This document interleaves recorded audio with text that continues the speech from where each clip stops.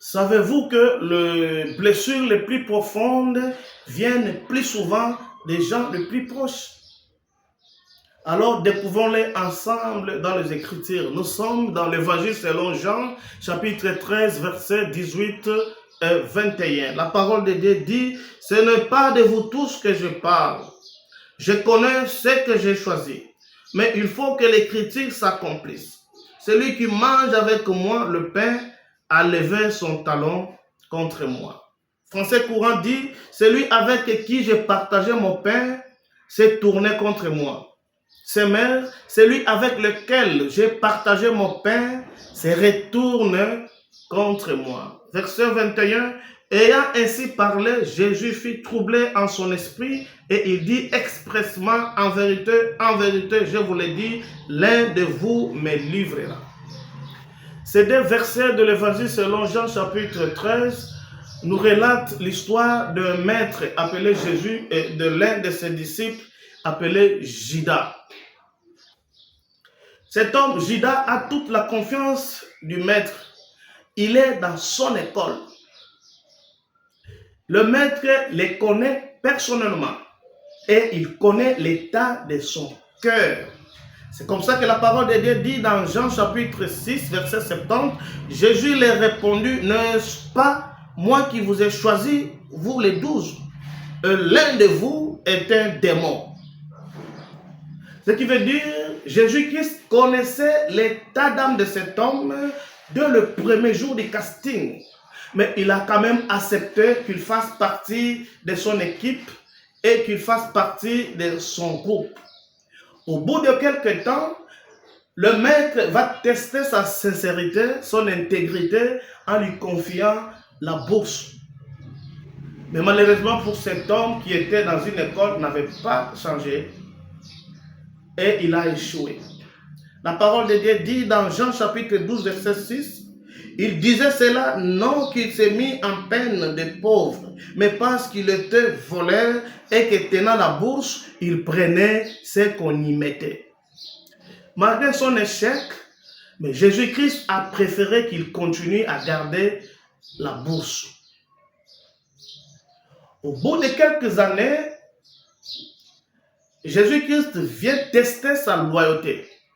Il vient tester son amour. Il vient tester sa fidélité avec un grand signe d'amour par le pain trempé. Car le pain trempé à l'époque des Juifs, c'était un symbole d'amour envers la personne qu'on aimait de plus. Mais pour cet homme appelé Judas, cet amour véritable, ce grand amour de Dieu manifesté par le pain trempé, a déclenché la machine de la trahison dont nous voulons partager en ce moment. Bien-aimés dans le Seigneur, nous voulons parler de la trahison. Et nous allons le parler en deux temps. En premier lieu, nous allons parler de la souffrance d'être trahi. Et en second lieu, nous parlerons de bien d'être trahi. Alors, qu'est-ce donc la trahison? La trahison vient du mot latin trader, qui signifie livrer, abandonner. La trahison, c'est le fait de tourner le dos à quelqu'un à qui on devait loyauté, confiance et fidélité. La trahison est associée un peu à l'inspiration du diable, juste pour saboter les alliances et détruire les relations. C'est pourquoi la parole de Dieu dit dans Jean chapitre 13, verset 27, « Dès que le morceau fut donné, Satan entra dans Judas. » Bien-aimé dans le Seigneur, tu seras étonné d'apprendre que celui qui t'a trahi puisse être ton propre mari. Étonné de constater que le traître, c'est ton épouse.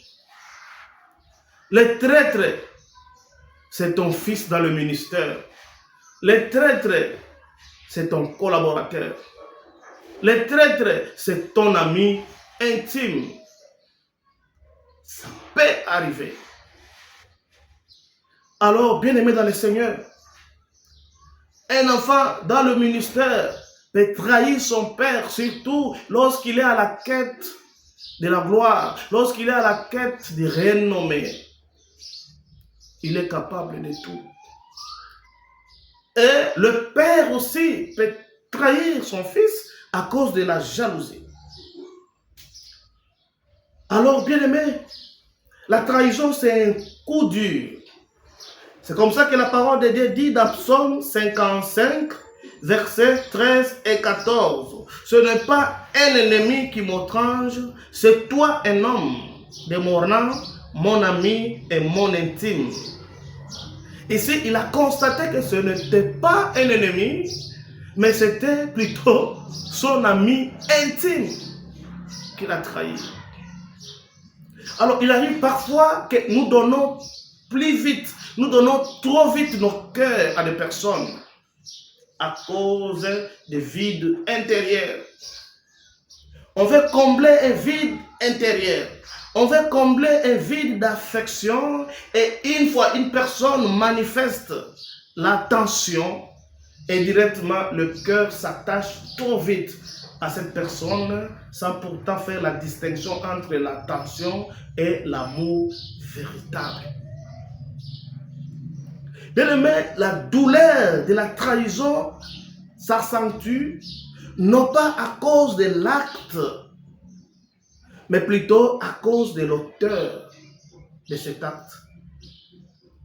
Surtout quand ça vient d'un ami intime, quand ça vient d'un collaborateur, quand ça vient d'un enfant dans le ministère, quand ça vient de quelqu'un de plus proche, c'est un coup dur, un coup inattendu qui brise le cœur parce qu'on n'était pas préparé.